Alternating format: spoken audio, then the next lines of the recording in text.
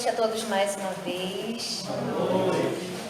Vou pedir só um minutinho aqui, porque eu estou trocando os slides rapidamente, para não acabarmos nos perdendo.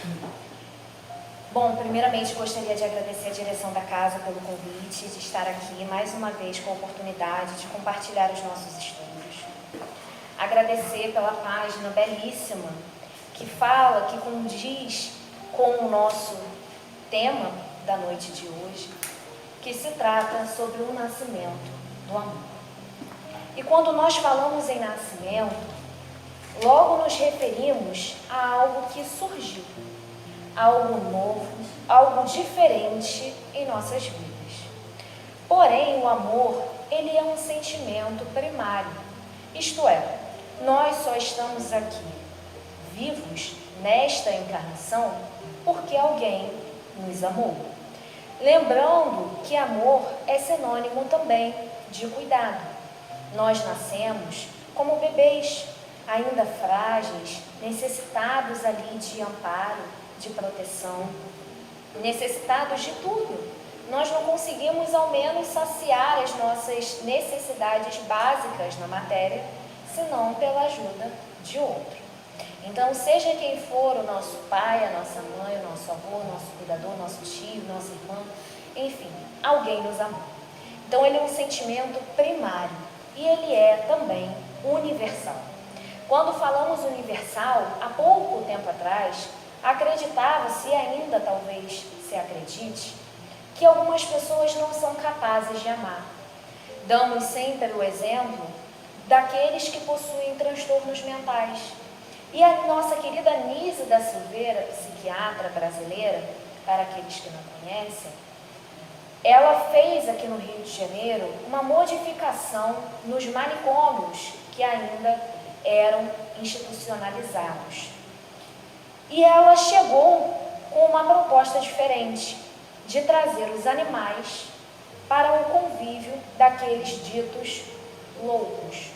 E assim provou para todos que eles eram capazes de amar, eram capazes de ter emoções e de cuidar também. Então é muito importante que nós tenhamos isso em vista, porque muitas vezes nós pensamos, essa pessoa não é possível, ela não ama ninguém, ela não ama.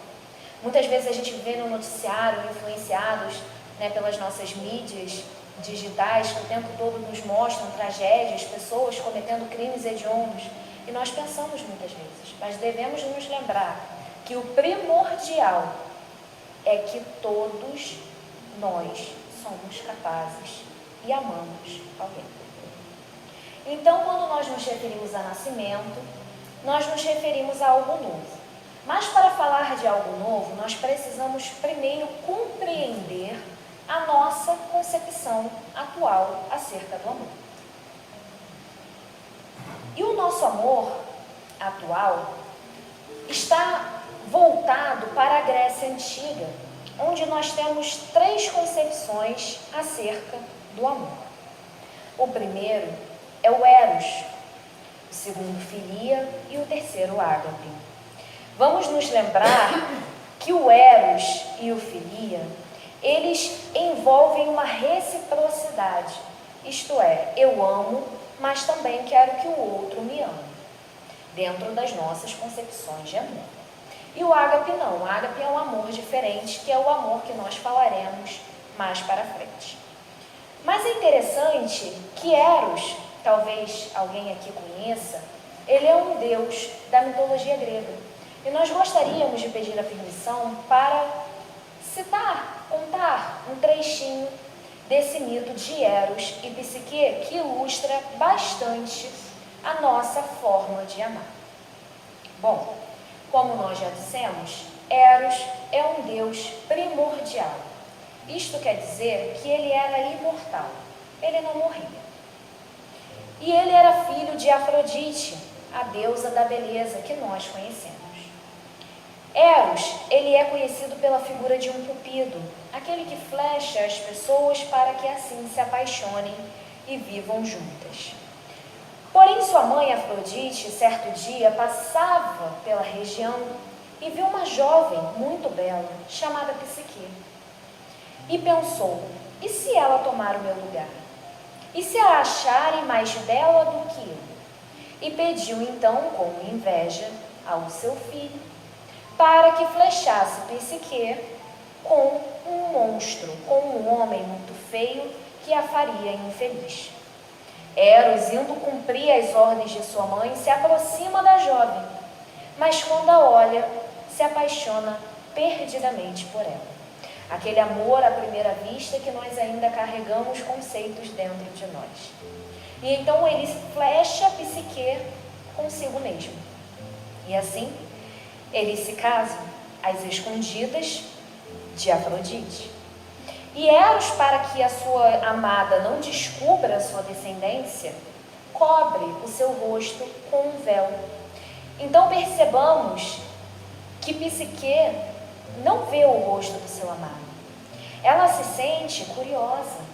Ela se sente de alguma forma como se ele estivesse escondendo algo dela. E então, em uma noite, muito curiosa, ela acendeu uma vela e andou, se aproximou de Eros, que estava a dormir.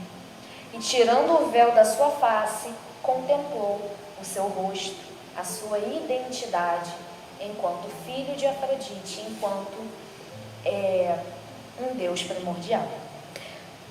Mas como tudo nesse mundo não é perfeito, a gente percebe nesse mito que uma gotinha da vela, que a gente chama que a vela chora, né, a cera derretendo, cai sobre o rosto de Eros, o acordando.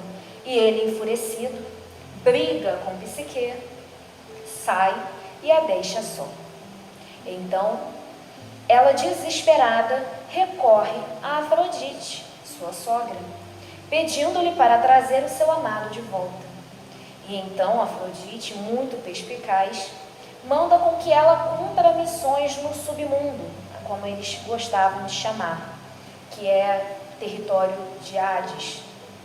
E então, ela sendo mortal, ela acaba por falecer nessas missões dadas como impossíveis. E Eros, ao saber da morte da sua amada, desespera-se e vai até Zeus, que é o deus de maior hierarquia dentro da mitologia grega, e pede para que ele a traga de volta à vida e a torne também imortal, para que assim eles possam viver juntos. Conta toda a história para Zeus, e Zeus, comovido, traz a sua amada de volta à vida. E eles vivem felizes para sempre. E esse mito é muito interessante para nós, porque ele relaciona o amor com o ódio, com o apego, com a curiosidade, com tudo aquilo que nós vivenciamos no nosso dia a dia. Porque muitas vezes nós preferimos o nosso amor morto do que com outra pessoa. E isso se chama egoísmo. Então é importante que nós deixemos esse instinto primitivo que nós chamamos de amor, porque na verdade é o apego, de lado, para ser substituído por um sentimento nobre, que é o sentimento do amor ágape, que é o amor que nós chamamos na doutrina espírita de amor sublimado. Mas mais para frente nós iremos nos aprofundar mais em relação a isso. E nós muitas vezes nos sentimos com o ego ferido porque nós ainda estamos muito presos à matéria. Pensemos, quantos amores nós já não tivemos? Quantas paixões, quantos filhos, quantos pais? Vamos nos lembrar que o amor não se refere somente a um casal. O amor, numa maneira mais ampla, o amor de amizade, por exemplo, que é o amor filia, que de filia se deriva a palavra filial, que seria o amor de uma mãe, de um pai para com um filho. Então é importante a gente compreender esse aspecto amplo da palavra amor. E nós utilizaremos principalmente o capítulo 11 do Evangelho segundo o Espiritismo, codificado por Allan Kardec, e a tradução do Haroldo Dutra Dias do Novo Testamento, quando citarmos passagens bíblicas. E então no capítulo 11 do Evangelho segundo o Espiritismo, que fala sobre o amor, está escrito assim, um relato do Evangelho de Mateus, capítulo 22, versículo de 15 a 22. É-nos permitido pagar ou deixar de pagar a César o tributo? Jesus, porém, que lhes conhecia a malícia, respondeu: Hipócritas, por que me tentais? Apresentai-me uma das moedas que se dão em pagamento do tributo. E tendo-lhe eles apresentado um denário, perguntou Jesus: De quem são esta imagem e esta inscrição? De César, responderam eles. Então observou-lhe Jesus: Dai, pois, a César o que é de César, e a Deus o que é de Deus. E nós podemos nos questionar o porquê que essa passagem, que fala sobre, teoricamente, dinheiro, está referida no capítulo 11 do Evangelho, que nos fala sobre o amor. Porque também, se nós esquecermos a questão financeira e pararmos para pensar que o amor também consiste em agir para com os outros da mesma forma que nós gostaríamos que agissem para conosco, também consiste o amor. E é isso que Jesus quis ocultamente passar nessa parábola, nessa passagem que foi citada. Porque é interessante que a gente olha para Jesus e pensa, ele quis dizer isso aqui. Não quis dizer isso aqui. Ele quis dizer isso aqui e muitas outras coisas. Uma palavra de Jesus, inúmeros significados e aprendizados para nós. Por isso que estamos aqui, há mais de 2000 anos, ainda tentando compreender e colocar nas nossas vidas os ensinamentos de Jesus. Mas então, a qual amor estamos nos referindo? É um amor que Paulo de Tarso compreendeu muito rapidamente. Para contextualizar um pouquinho, Paulo, antes Saulo, ele era um homem da lei. Ele era um homem muito estudioso que cumpria à risca as leis judaicas, que eram baseadas nas leis mosaicas. E ele acabou por matar, ou melhor, condenar o irmão de sua amada, Estevão, que nós conhecemos pelo livro de Emmanuel, psicografado por Chico, Paulo e Estevão. E depois, não satisfeito, ele estava a caminho de Damasco para prender Ananias, porque acreditava-se que os cristãos eram hereges, eram pessoas que estavam pregando um falso profeta. Essa era a visão dos judeus na época. E Paulo, como era muito fervoroso em sua fé, assim estava cumprindo. Mas ao chegar nas portas de Damasco, uma luz o cega. E ele escuta uma voz: Saulo, Saulo, por que me persegues? E então ele cai de joelhos, ele fica sem ter noção do que estava acontecendo. E então Jesus fala para que ele procure Ananias, que seria ele que iria auxiliar a volta de sua visão. E todos os outros que estavam junto de Saulo acharam que ele estava ficando louco, porque ele, perseguidor dos cristãos, condenava as ações do Cristo, mas estava agora dizendo que havia escutado a sua voz. E então ele vai até Damasco, ele adentra as portas da cidade e ele é depois, posteriormente, curado por Ananias e cuidado também. E então, a partir dali, a vida de Paulo toma um rumo completamente diferente.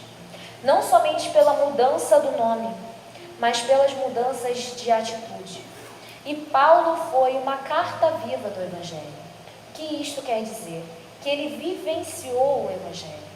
Ele ia de cidade em cidade, levando os manuscritos originais que ele conseguiu com Pedro, com os discípulos que conviveram ativamente com Cristo, e ele ia distribuindo, fazendo cópias, e não era cópias em impressora como nós temos hoje em dia, era tudo na mão, e ele ia a pé no meio do deserto, rochoso, arenoso, sem água, com pouca comida. E mesmo assim ele foi até quando não conseguia mais devido à idade avançada. Só para termos ideia, para quem consegue imaginar um pouquinho geograficamente, nós falamos de Jerusalém, que está no estado de Israel, e Paulo chegou até a Grécia, que fica ali pertinho da Itália, do outro lado ali da Europa. Então é importante nós pensarmos o quão sacrificante foi, mas o quão também ele conseguiu desenvolver a sua encarnação. O quanto ele conseguiu evoluir o seu espírito, interiorizar essas palavras, esse amor. Tanto que ele escreveu a primeira carta aos Coríntios, que nós vamos pedir a permissão para ler. Ainda que eu fale as línguas dos homens e dos anjos, se não tiver amor, serei como o sino que ressoa ou como o prato que retina. Ainda que eu tenha o dom de profecia, saiba todos os mistérios e todo o conhecimento, e tenha uma fé capaz de mover montanhas, se não tiver amor, nada serei. Ainda que eu dê aos pobres tudo o que possuo, e entregue o meu corpo para ser queimado, se não tiver amor, nada disso me valerá. O amor é paciente, o amor é bondoso, não inveja, não se vangloria, não se orgulha, não maltrata, não procura os seus interesses, não se ira facilmente, não guarda rancor. O amor não se alegra com a injustiça, mas se alegra com a verdade. Tudo sofre, tudo crê, tudo espera, tudo suporta. O amor nunca perece, mas as profecias desaparecerão, as línguas cessarão, o conhecimento passará. Pois em parte conhecemos e em parte profetizamos. Quando, porém, vier o que é perfeito, o que é imperfeito desaparecerá. Quando eu era menino, falava como menino, pensava como menino e raciocinava como menino. Quando me tornei homem, deixei para trás as coisas de menino. Agora, pois, vemos apenas um reflexo obscuro, como em espelho, mas então veremos face a face. Agora conheço em parte, então conhecerei plenamente, da mesma forma com que sou plenamente conhecido. Assim permanecem agora estes três: a fé, a esperança e o amor. O maior deles, porém, é o amor. E nós gostaríamos de ressaltar 3 versículos desta carta de Paulo. O primeiro versículo é o versículo 3. Ainda que eu dê aos pobres tudo o que possuo, ou seja, eu posso fazer toda a caridade do mundo.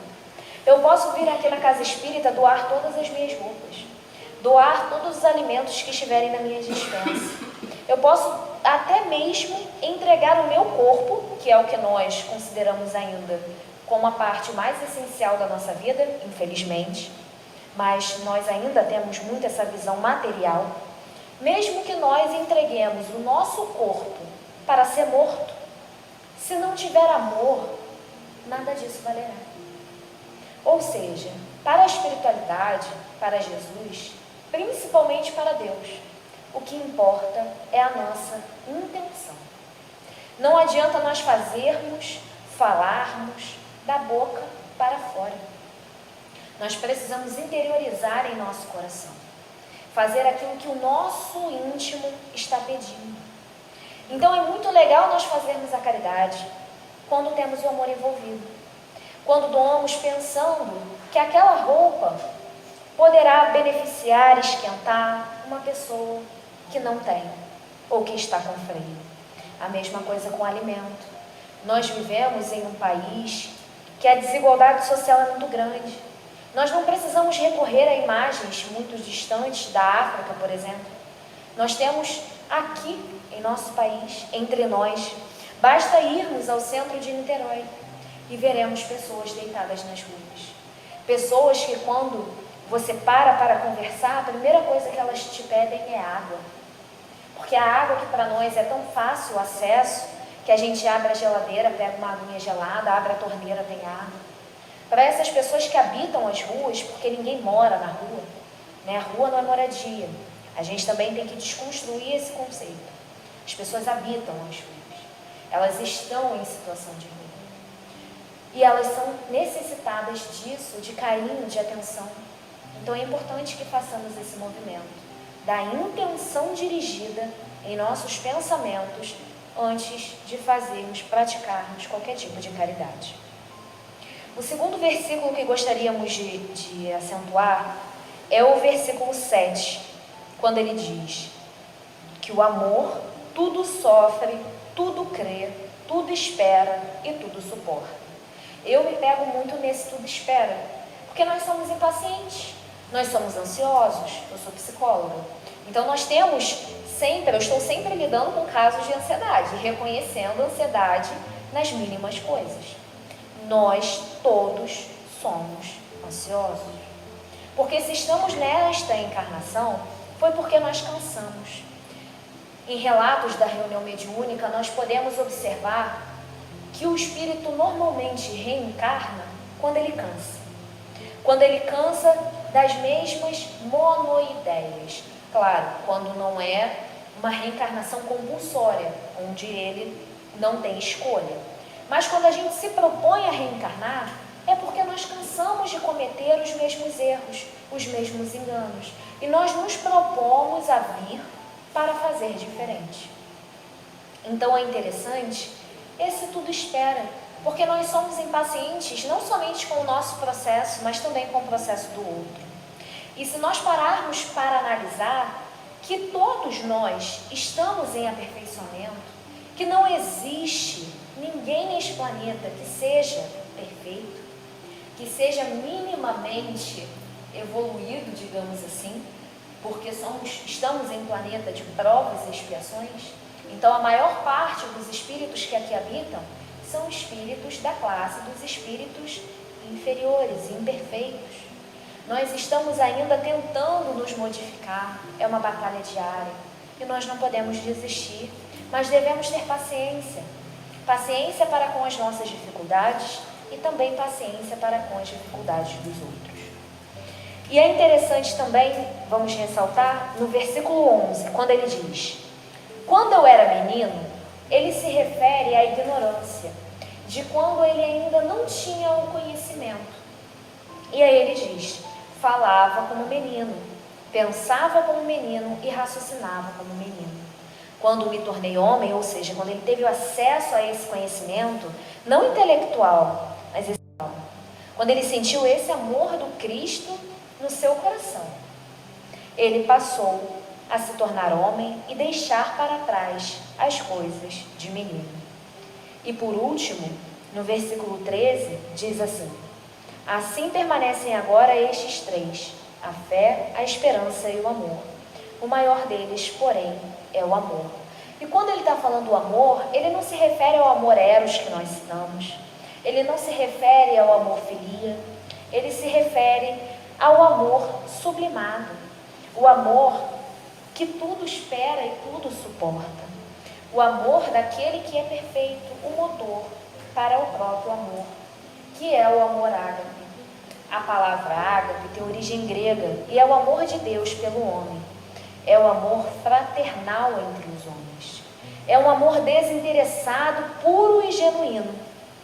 E então, em 2 Coríntios, capítulo 8, versículo 9, Paulo nos diz assim: pois vocês conhecem a graça de nosso Senhor Jesus Cristo, que sendo rico, vamos ressaltar esse rico, rico não é de material, não é dinheiro, não são posses, mas rico de moralidade.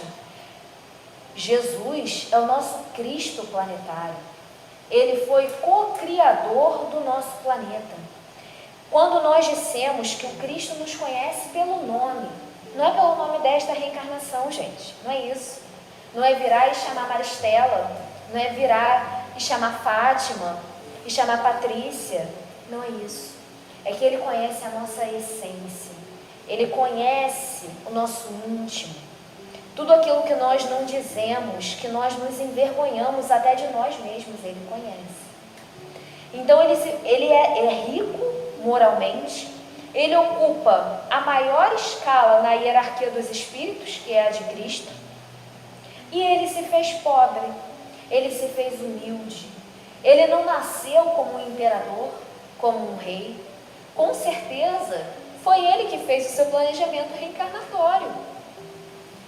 E por que ele escolheu vir, filho de um carpinteiro, escolheu vir nascer em uma cidade de Belém, e sua mãe morava em Nazaré, e eles fizeram morar em Nazaré, que era a cidade mal vista pelos judeus? Porque eles ainda diziam assim, tinha um ditado judaico que dizia: o que de bom pode vir de Nazaré? Era o estigma da época, era a cidade de Nazaré, e ele escolheu nascer lá. Ele não veio imperador romano para modificar as coisas, ele não veio como sacerdote judeu para modificar as coisas. Ele veio simples, humilde, pregando nas ruas, sem edificações, sem segregar, sem dizer quem poderia ou não assistir às suas pregações, porque esse era o costume da época. Mas ele pregava para os judeus, para os gentios, para todos aqueles que estavam dispostos a ouvir as suas palavras. E é interessante nós lembrarmos que o seu apostolado foi constituído de pessoas do povo, que estavam necessitadas de cura, não somente física, mas também espiritual, que eram imperfeitos assim como nós. Então é interessante nós nos recordarmos disso, porque todos nós somos convocados todos os dias para seguir Jesus, para sermos verdadeiros discípulos do Cristo. Então diz assim, voltando a Paulo: então ele se fez pobre por amor de vocês, para que por meio de sua pobreza, ou seja, da nossa ignorância, vocês se tornassem ricos, ricos desse conhecimento moral, ricos desse amor que o Cristo veio nos mostrar, veio nos ensinar. E é interessante também que a gente fala assim, não, porque Jesus veio trazer um evangelho. Jesus não escreveu nada. Quem escreveu os evangelhos foram os discípulos. Jesus, ele não veio trazer o evangelho, ele é o evangelho. Ele veio nos demonstrar com as suas ações, não somente com as suas palavras, mas com as suas ações. Por que será que mais de 2000 anos depois nós ainda estudamos, falamos, lemos sobre Jesus? Porque no momento derradeiro, quando ele estava sobre o Calvário, ele falou: Deus, perdoa-os, porque eles não sabem o que fazem. Que criatura neste planeta faria uma atitude dessa, senão o nosso Cristo? Então é importante para nós nos recordarmos de que Ele é o caminho, a verdade e a vida. Se nós estamos aqui hoje, foi porque Ele nos amou. E esse amor deve ser o sustento das nossas vidas. Foi esse amor que sustentou os mártires. Lembremos-nos dos primeiros cristãos que foram aos circos, que foram apedrejados, perseguidos, mas que se mantiveram firmes no propósito e não o negaram mesmo no momento derradeiro, porque sabiam que Ele estava os esperando, que Ele os ama infinitamente. E nós, o que faríamos? E então na epístola, que é a carta aos Romanos, de Paulo também, no capítulo 8, versículo de 35 a 37, ele diz assim: quem nos separará do amor de Cristo? Será tribulação ou angústia, ou perseguição, ou fome, ou nudez, ou perigo, ou espada? Como está escrito: por amor de ti, enfrentamos a morte todos os dias. Somos considerados como ovelhas destinadas ao matadouro. Mas em todas estas coisas somos mais que vencedores, por meio daquele que nos amou. Então percebam que o amor, ele substitui o individualismo. Ele fala, da fome, da perseguição, da nudez, da morte, mas que nada disso deve nos impedir de sentir esse amor, de vivenciar esse amor, de nos entregar a esse amor que não é de posse, a esse amor que liberta. No YouTube facilmente se encontra o vídeo de uma mulher, monge budista, que ela fala sobre o amor. E eu vi esse vídeo ainda muito jovem, ainda na minha adolescência, onde ela diz que o amor não é você trancafiar a pessoa dentro de uma gaiola como um pássaro preso. É você deixar a porta aberta. E se for recíproco, a pessoa irá retornar. Mas não para ficar aprisionada, porque o amor é para ser livre. E é por essa liberdade que nós estamos aqui hoje. Porque Deus, sendo todo amor, toda bondade, toda justiça, nos dá o nosso querido livre arbítrio. Nos dá a liberdade de fazermos as nossas escolhas. Então Deus nos demonstra o que é esse amor desde o princípio. Nós é que estamos com dificuldade de compreender e de vivenciar esse amor. E o Cristo veio nos ensinar a lei do amor. E João, no capítulo 15, versículo 12, cita a seguinte frase de Jesus: o meu mandamento é este, que vos ameis uns aos outros, assim como eu vos amei. A primeira parte, quando ele diz que vos ameis uns aos outros, a gente já consegue mais ou menos, né, relativamente. Mas quando ele diz, assim como eu vos amei, aí complica a história. Porque não é o amor que a gente está acostumado a receber, não é o amor que a gente vê no nosso cotidiano, não é o amor que a gente vem nutrindo há séculos e séculos de posse. Ninguém é de ninguém. Então é importante que nós entendamos esse amor sublimado. E aí, Samson, se alguém souber falar aí francês, me corrija na pronúncia, no capítulo 11 do Evangelho segundo o Espiritismo, ele diz assim: amar, no sentido profundo do termo, é o homem ser leal, probo, consciencioso, para fazer aos outros o que queira que estes lhe façam. É procurar em torno de si o sentido íntimo de todas as dores que acabrunham seus irmãos, para suavizá-las. Então o amor também consiste em suavizar a dor do outro. Nós muitas vezes pensamos tanto das pessoas que estão em situação de rua, tanto das pessoas que possuem transtornos mentais, que não tem consciência, que estão enxugando gelo, de que não adianta, ou então daquela pessoa que está em coma no hospital, e muitas vezes nós falamos coisas perto daquela pessoa, achando que ela não está nos ouvindo. E a doutrina espírita nos esclarece que o espírito permanece ligado ao corpo físico até o momento da sua morte. Nós desdobramos sim, o espírito sai do corpo, mas ele está ligado pelo cordão de prata, que é o que nos une. Quando esse cordão é rompido, o corpo morre. Então é importante nós termos esse cuidado do que estamos fazendo, do que estamos falando, como nós estamos agindo. Porque é muito importante nós ajudarmos, que na verdade, quando nós ajudamos alguém, nós somos os primeiros a sermos auxiliados.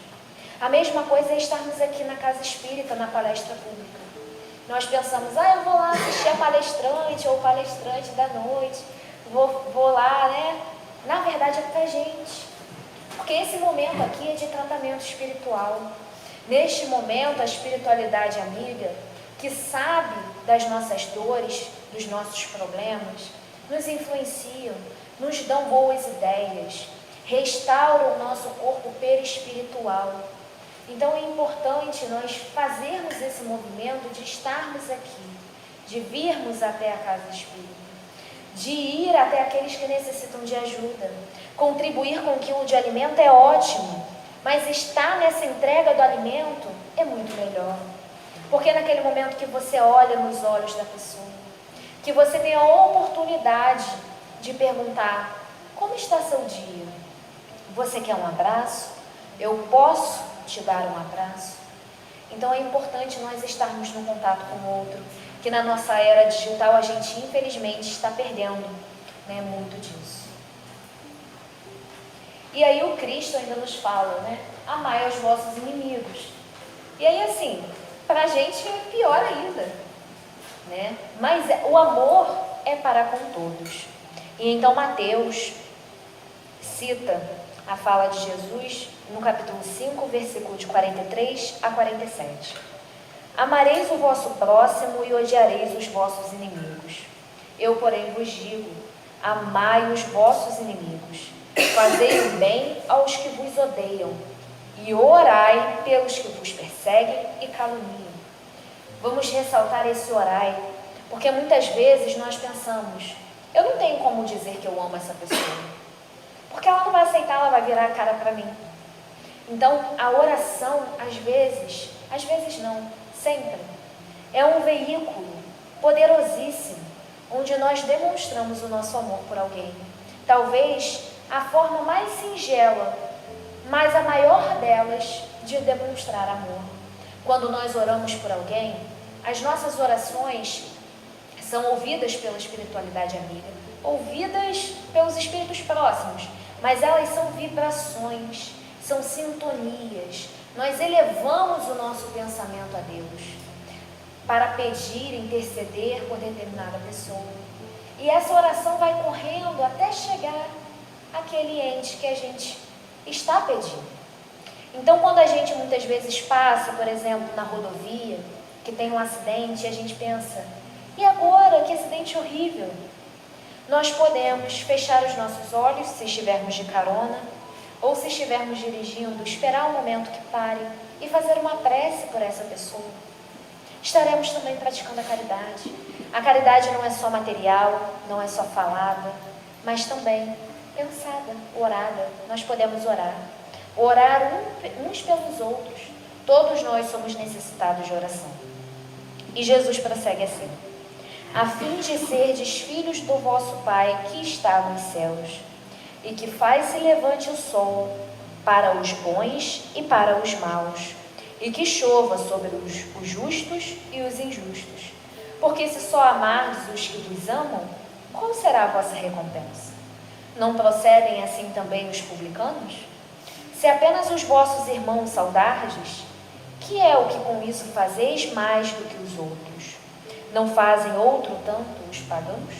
Ou seja, qual a nossa diferença enquanto cristãos, que nos dizemos ser, principalmente espíritas, que está lá, reconhece-se o verdadeiro espírita pelos esforços que faz para domar as suas más tendências. Então, que espíritas estamos sendo, que cristãos estamos sendo, se não estivermos praticando esse amor? Amor para aqueles que ainda não nos gostam, não gostam de nós.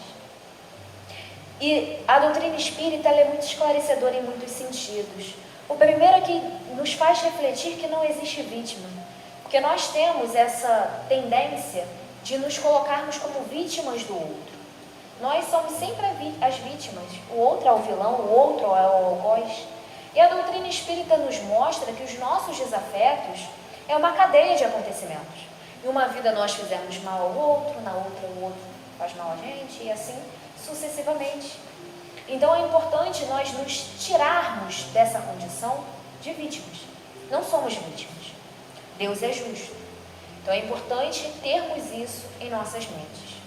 O segundo, que muitos dos nossos desafetos estão dentro das nossas casas. Porque nós sabemos também pela doutrina dos espíritos que nós reencarnamos cercados pelos nossos desafetos, para que assim aprendamos a nos amar. Por exemplo, muitas vezes nós temos um desafeto com alguém e nós tiramos a vida desse alguém. Em outra reencarnação, somos convocados a gerar essa vida dentro do nosso ventre. Como não amar um serzinho tão pequenininho, que sorri, que faz gracinha pra gente, que está ali indefeso, que não está nos atacando, que ainda não fala?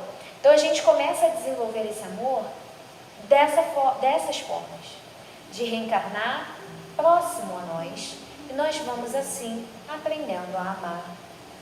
E outra, ninguém fica para trás. Todos nós devemos olhar, nós já alcançamos um pouquinho de conhecimento. Olha para trás e puxa. Não é assim, Patrícia? Olha para trás e puxa. Assim eles fazem conosco também. Os nossos mentores espirituais normalmente já estiveram encarnados com a gente. E o que nos diferencia? Que eles compreenderam esse amor, sublimaram esse amor e evoluíram, e a gente não. E aí, por tanto amor que eles sentem para conosco, eles olham para trás e ficam, vamos lá dar palestra, Beatriz, vamos lá para a casa espírita, Fernanda, vamos largar a preguiça. E é isso. Nisso consiste também o amor. E a caridade é o amor em ação. Eu estou um pouquinho preocupada com o horário rapidinho aqui, eu dei uma olhadinha que já está próximo. Bom, nessa imagem nós reconhecemos Madre Teresa de Calcutá. Vamos contextualizar um pouquinho da história da Madre Teresa para nós compreendermos a dimensão desse espírito que encarnou tão recentemente entre nós. Ela era uma freira enclausurada que lecionava para noviças em um convento na Índia. A Índia havia acabado de conseguir a sua independência da Grã-Bretanha e estava em um processo de reestruturação política, social, econômica. Então havia muitas pessoas em situação de rua, muitas pessoas analfabetas, muitas pessoas carecendo de tudo aquilo material. E ela assistia a todo esse sofrimento de dentro do convento. E então um dia ela parou e orou. Orou para Deus pedindo a solução. E ela compreendeu que havia um chamado dentro do chamado dela. Porque ela entendia como um chamado de ser freira como sendo o primeiro. E o chamado para ir até aquelas pessoas, o segundo. E então, como uma mulher temente a Deus e obediente a Deus, porque nós às vezes somos tementes, mas não somos obedientes. Nós sabemos o certo e fazemos o errado. Ela foi ali praticar a caridade, que na verdade ela estava praticando o amor, porque a caridade é o amor em ação. Então ela distribuía o amor em formas de alimento, em forma de conhecimento, de água. E uma coisa interessante também é que ela fazia questão de permanecer ao lado das pessoas que estavam em processo de desencarne até o fim, porque ela dizia que ninguém gostava de morrer sozinho. E essa é a verdade. No momento de desespero, ninguém gosta de estar só. Então, se nós tivermos a oportunidade de permanecer ao lado de alguém até o último instante, que fiquemos sabendo que este não é o fim. Porque Jesus veio nos dizer tais coisas. Vamos adiantar um pouquinho, porque senão não dará tempo. E nós conhecemos o amor porque o amor encarnou entre nós. E então, no princípio, havia o Verbo, e o Verbo estava junto de Deus, e o Verbo era Deus. Ele estava no princípio junto com Deus. Todas as coisas foram feitas por meio dele, e sem ele, nada que se encontra feito se faria. Nele havia vida, e a vida era a luz dos homens. E a luz brilha na treva, e a treva não a reteve. Ele, Jesus, era a luz verdadeira, que ilumina a todo homem que vem ao mundo. Estava no mundo, e o mundo por meio dele foi feito, e o mundo não o conheceu. Veio para as suas próprias coisas, mas os seus não o acolheram. Mas a todos que o receberam, deu-lhes aos que creem no seu nome o poder de serem feitos filhos de Deus, os quais não nasceram do sangue, nem da vontade da carne, nem da vontade do homem, mas de Deus.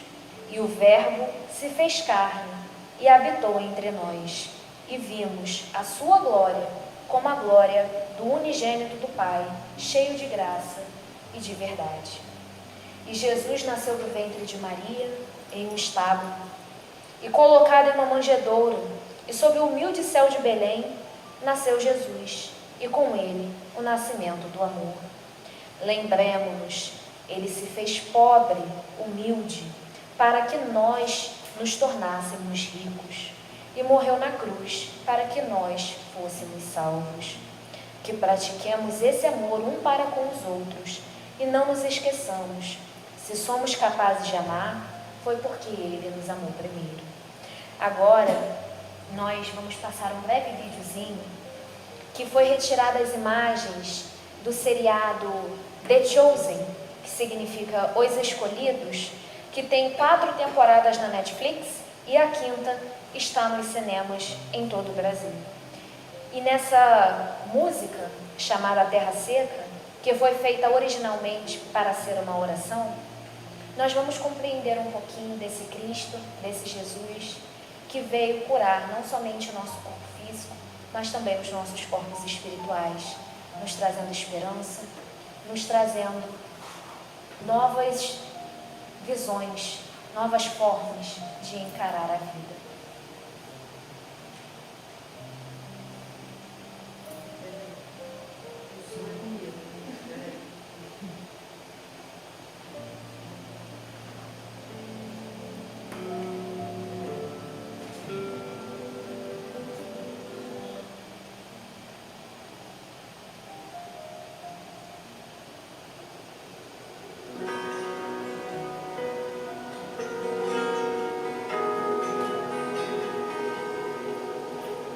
Reparem que é um Jesus sorridente, um Jesus diferente daquele que estávamos acostumados a ver. Somente em ti construirei a minha casa. Somente em ti colocarei minha esperança. Somente em ti construirei a minha casa. Somente em ti colocarei minha esperança. Pois só em ti minha alma achou descanso. Só em ti eu pude respirar. Pois só em ti minha Alma achou descanso. Pois só Em ti eu pude respirar.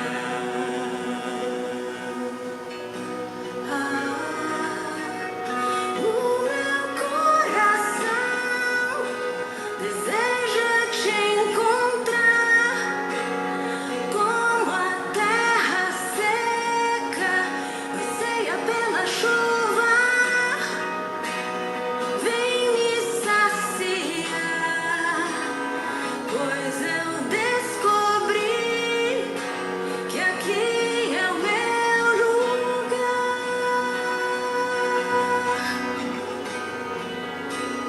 O meu coração deseja te encontrar, como a terra seca anseia pela chuva. Vem me saciar, pois eu descobri que aqui é o meu lugar.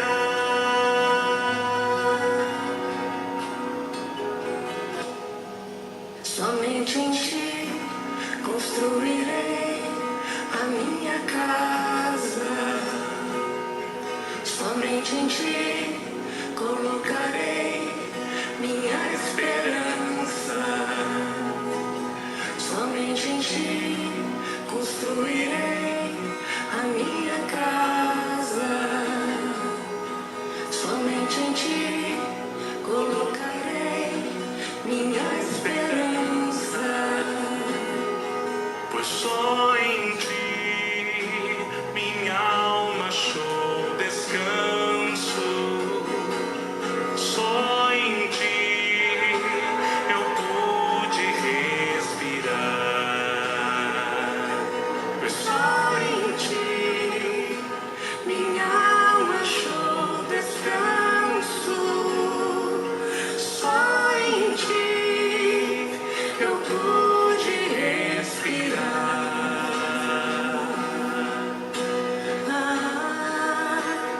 E o meu coração deseja te encontrar.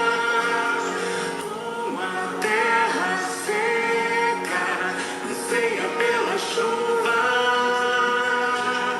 Vem me saciar, pois eu descobri que aqui é o meu lugar.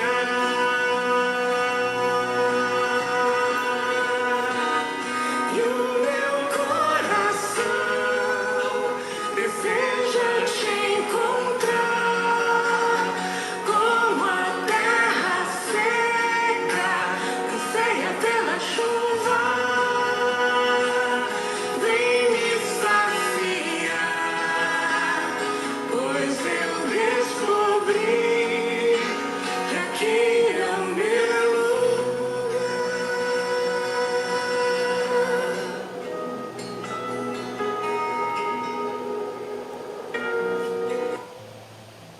Então fiquemos com essa imagem de Jesus em nossas mentes. Fiquemos alegres em estarmos servindo ao Cristo, de estarmos tendo a oportunidade de ouvir as suas palavras mais uma vez, porque muitos de nós que estamos aqui hoje estivemos lá com Ele. Então que carreguemos essa certeza de que Jesus nos espera de braços abertos a nos receber. Que assim seja, graças a Deus.